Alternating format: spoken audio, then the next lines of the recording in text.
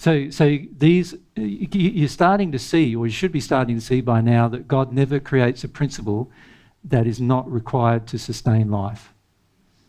Every principle, every law is required to sustain your life. So that's very unlike human systems, right? Human systems create a law to bother your life.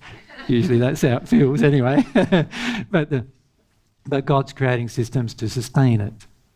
That's fantastic. Yeah. All right, if you go to in front of you to Lily, thank you. Which question? There are two.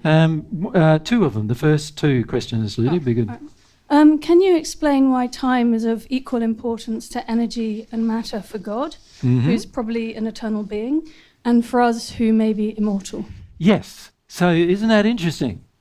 So most, not many people ask this question, right?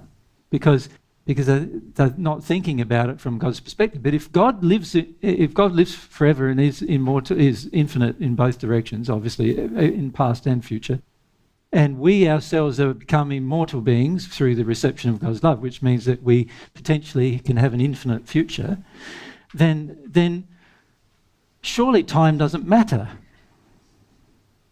And yet here we're saying time matters, but surely time doesn't matter. And it's a very interesting thing, isn't it, to think that actually, why do you think time might matter to God? Have you given that any thought? Why it might matter?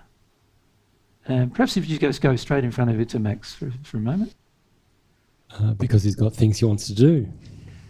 Yes, not only things he wants to do, but... He wants us to do? Yes, things he wants us to do, and he wants us to get on with it.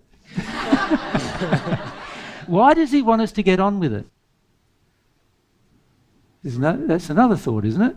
Could you go to in front, sorry, Lily, to Jennifer? Oh. Why do you think he wants us to get on with it? Because many of us are not eternal. No, it's not because of that. Can I say why? Because he wants us to be happy as soon as possible. So he doesn't want us to be happy in 1 billion years' time. He wants us to be happy next week if that's possible, or today, preferably. Maybe this moment even would be best. That's what he wants. So that's why he has created laws and principles that are based, that have time factored in. Because he's basically wanting our improvement of our welfare as soon as it's possibly able to be created. Doesn't that show his love, even though he's an eternal being? He could just go, stuff it. Couldn't he? He could. He could just go, stuff it. You guys, I've made you as eternal beings. I don't care how long you feel unhappy. Couldn't give a stuff about it. Let's move on. But no, he hasn't done that. He's created laws that actually say, no, I do care about how long it takes for you to be happy. And I'm going to create a whole series of laws that enable you to be happy as soon as possible. Even more soon than it would be possible by yourself if you just engage your perfect natural condition. He's even created laws that make it more possible sooner than that. So isn't that wonderful? It's an expression of God's love, actually. So that's the love, part of the love principle in the economy principle.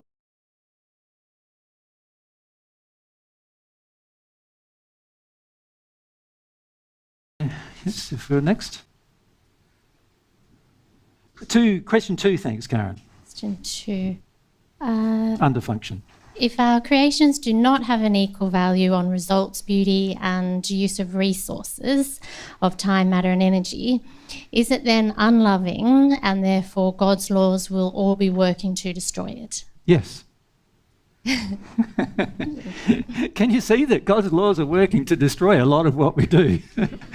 And this is why, we are so focused on maintenance. It's like a major nightmare we've created for ourselves. We're maintaining this, maintaining that, maintaining this, maintaining that, maintaining home, maintaining body, maintaining even body, because we're maintaining our body because we've actually destroyed its normal instinctual function through the suppression of emotion. So now we're having to maintain the thing. If we didn't do that, we wouldn't even have to maintain our body. we've created so much need for maintenance that now it's normal for us to consider maintenance as an issue. But the problem with maintenance is that it stops further creation. The more you have to maintain in your life, the more you are stifled from creation.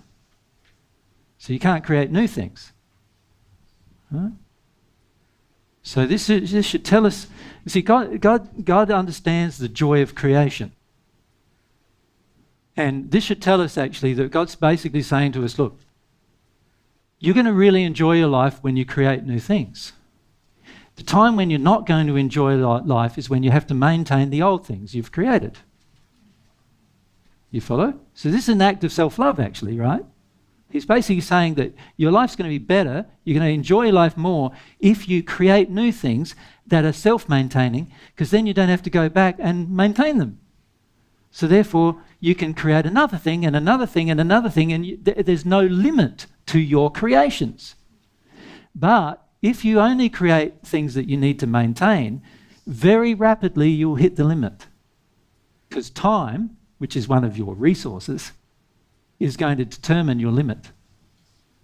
And you can have an infinite amount of money, but at the end of the day, if you create creations that are out of harmony with the basic principles, you are going to be limited and you won't be able to create any more.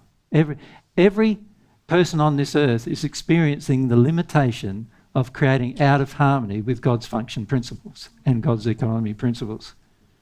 Yeah. Interesting, hey?